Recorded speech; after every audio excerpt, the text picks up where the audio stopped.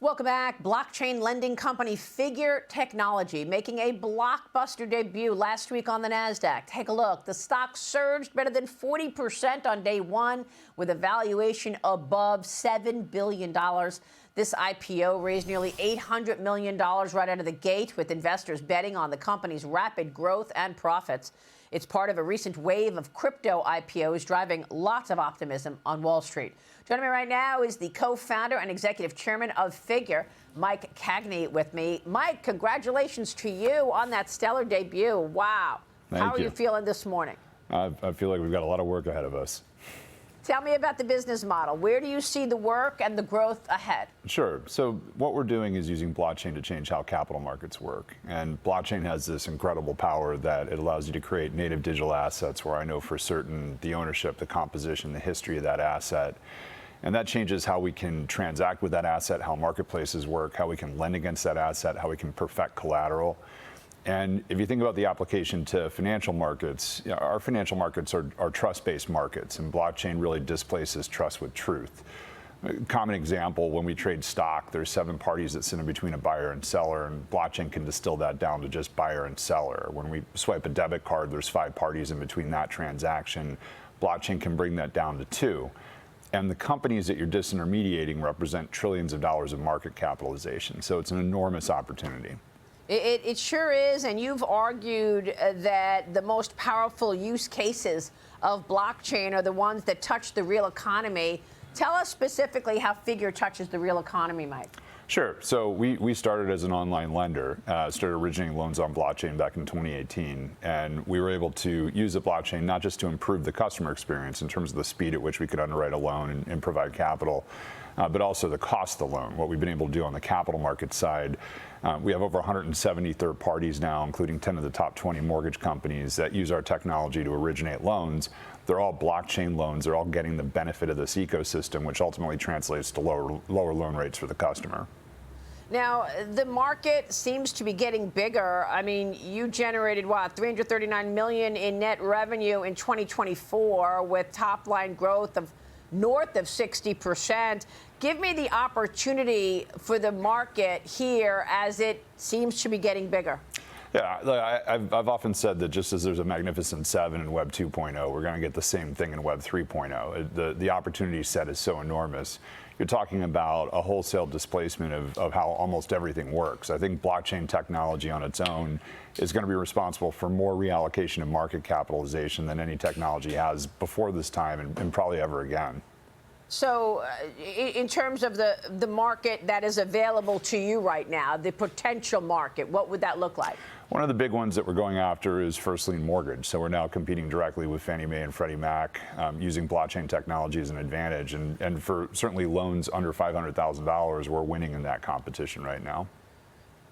And Fannie and Freddie are likely going to see their own IPOs once again, right? President Trump expected to take 5% of those companies public. Does that sort of even pony up the competition that much further? Well, we like competing against them as private enterprises. They get a little bit of an unfair advantage as a government-backed entity, but so it levels the playing field a little bit. But right now we're winning irrespective. Tell me about the legislative backdrop here, because of course with Figure's SEC-approved stablecoin now in place, the platform even opens up further. How do you see that reshaping capital markets with the Genius Act in place, and we're waiting on more out of the Clarity Act?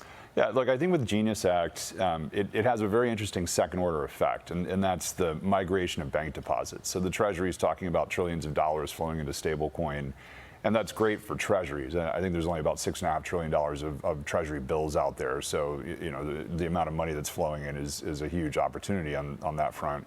But they're not talking about where the money's coming from, and it's coming from bank deposits. And back in 22, when the Fed started to tighten into 23, we saw about $1 trillion of deposits leave the banking system. And when that happened, capital markets shut down, the banks had to start selling assets, and ultimately Silicon Valley Bank and First Republic failed. So if we're in a situation where now they're talking about $2 trillion, or there was a recent study they did about $6.6 trillion moving into stablecoin, something has to step in and fill that void. I think that something is decentralized finance. I think the premise of what crypto is built on, which is bilateral lending, opens up an opportunity to lean in and displace what the banks are going to struggle to do as they start losing their balance sheet. That is incredible. I mean, you are taking on the biggest banks in this, and, you know, they're worried. We can see that they recognize what's going on. You've done, what, $17 billion in home equity lines of credit on the Providence blockchain. What are your expectations for this year, and do you think a cut in interest rates expands business propositions even more? Yeah, so certainly lower interest rates make loans more affordable, reduce debt burden costs for borrowers. You know, very, very supportive for us, both in terms of first lien and second lien. A lot of folks don't realize that over 20% of what we do right now is actually first lien mortgage, and that's continuing to grow, and that is massively benefited by lower interest rates. So you know, we'll continue to lean in on both those products, but we'll also expand into other products, working with partners to do unsecured consumer, auto, student loans, other credit solutions we can leverage the same value prop for. Wow. So not only are you disrupting, but you're actually enabling a market to get bigger. That's right. That's right. And the beauty of blockchain is there's an element of disruption, but there's also a huge element of greenfield. And in particular, you know, we've been able to stand up a private credit market with the same liquidity that the GSEs have. And you know, we expect to be able to extend that out. And ultimately, we expect to be able to apply this in other asset classes like equities. In what way? Well, so one of the things I'd like us to do with Figure is do a fast follow to our IPO with an on-chain public blockchain security. So not a DTCC security, but a security that's on the blockchain itself. And that certainly has some transactional benefit. It has some liquidity benefit with 24-hour trading and so forth.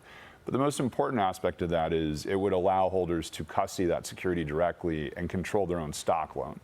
And stock loan is a situation today where the prime broker, when that stock goes on special, they take the majority of that economic. If you control the stock yourself, you control when you lend it, how you lend it, that economic accrues back to you. And I think that's a huge benefit to the buy side. Wow, I love it. Mike, you've got your hands full. I see the work ahead that you've got, and we are watching your work closely. We so appreciate your time this morning. Thank you, sir. Oh, thank you for having me. I appreciate it. Please come back soon. Mike Cagney joining us from Figure. Stay with us. We'll be right back.